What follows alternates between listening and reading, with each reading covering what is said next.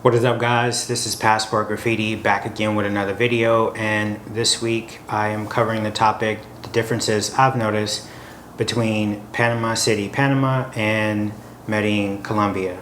So first, before I get into it, if you guys do find this type of content useful, please subscribe and hit the like button, as it does help with the algorithm for this channel. Now, I'm currently in Panama City, Panama, doing a visa reset. If you don't know what that is, basically in one calendar year you are awarded 90 days to stay in the country of Colombia on a tourist visa. I will get into other types of visas in a different video, but for this one specifically, we're just talking about a tourist visa. So you do get 90 days to stay in the country, and if you do wish to stay longer than the 90 days or visit more than 90 days, you can do an extension, which does give you another 90 days. So you have a total of 6 months to stay in the country.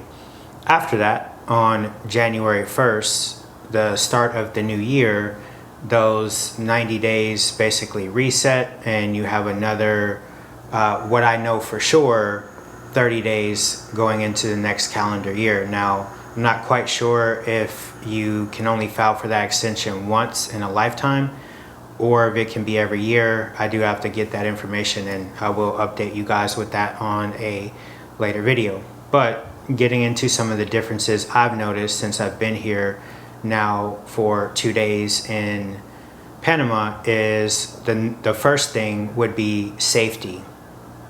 Huge difference, night and day. I've noticed that Panama is very similar as far as safety to the United States, with a little bit of a drop off. You are still in Latin America, but overall it does feel very safe. I will say you don't have that feeling of you always have to look out for something, or you feel like someone's always out to get you like you do when you are in Medellin, Colombia. So definitely a huge difference I've noticed between the two. You can also go out with your phone and not feel like someone's going to rob you for it, or you can have, jewelry on, gold chains. You can be a little bit more flashy here, which I would never recommend anyone do that in Medellin, Colombia. So definitely the first major thing that I've noticed since being here. I would say the second thing, if you are coming from Medellin, Colombia, or have been, you will notice right away motorcycles, or the lack of motorcycles.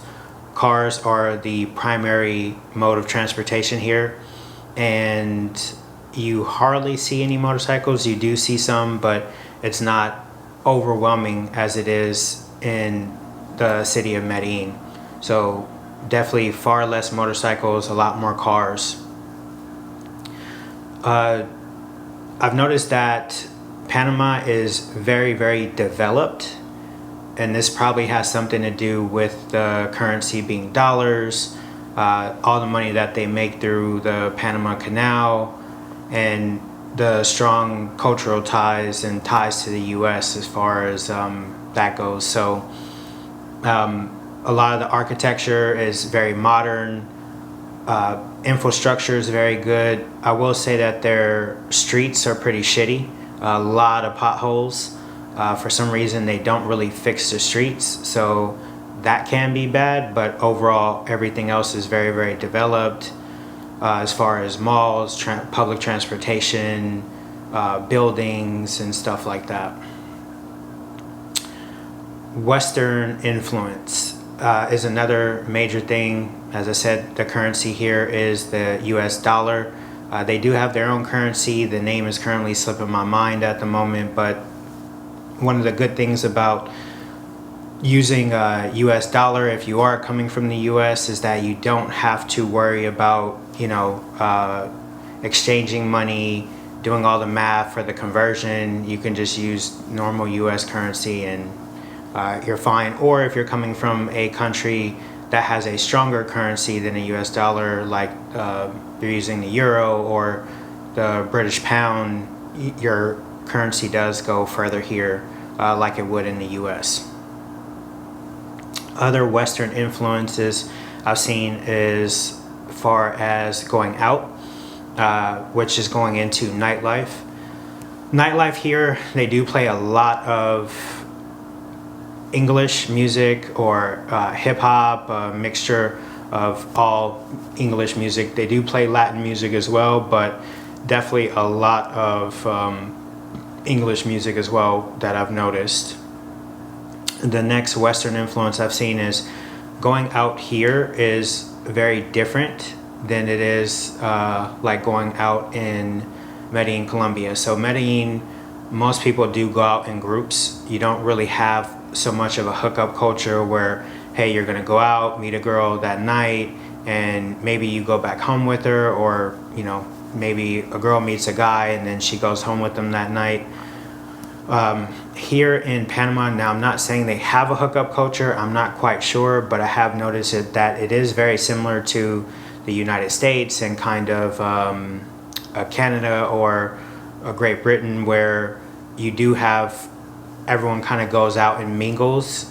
You will have girl groups that go out, you have guy groups that go out, you have mixed groups that go out. But everyone, you can find a little bit of everything at a club here versus in Medellin, Colombia. Generally, there are more so groups at tables, and everyone does kind of stick to their group. There isn't a lot of like commingling going on with strangers. So this definitely is something different, or one of the differences that I've seen here with Panama. Women, going into the next topic. I haven't really got a chance to date much here, so I can't really say too much about the dating side of it. It definitely, as far as women goes versus Medellin, Colombia, there is a huge drop off. I have seen a lot more fat girls here, and I don't know if that has something to do with just there being more cars.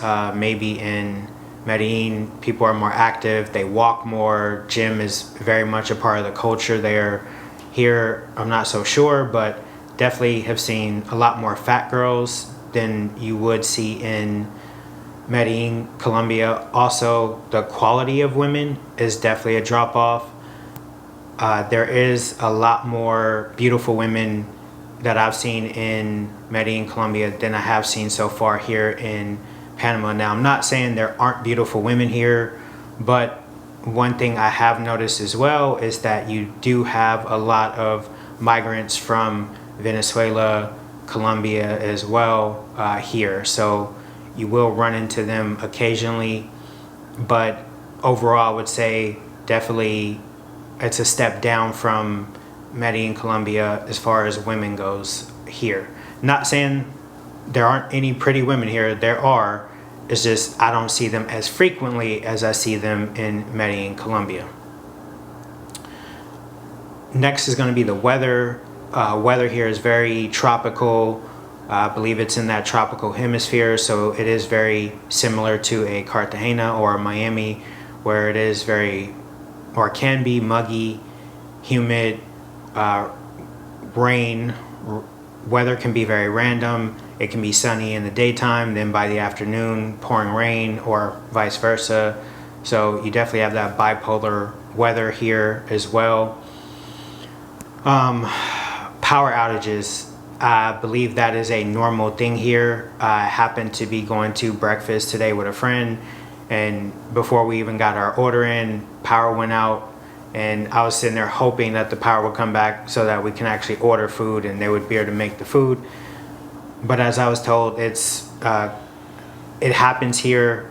Apparently before Christmas, there was a huge power outage where a large portion of Panama City did not have electricity, and a lot of high rises and some businesses will have generators or hotels, but it does happen here, power outages, so definitely something to note if you do plan on traveling here. Lastly on this list is going to be drivers. Huge difference.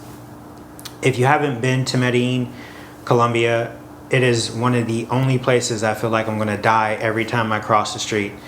They give no fucks about pedestrians or pedestrian lives is what it seems like. Here, there's some form of respect. They do stop. They will basically kind of give pedestrians the right of way for the most part. I feel completely opposite when it comes to Medellin, Colombia. So that's it for this video, guys.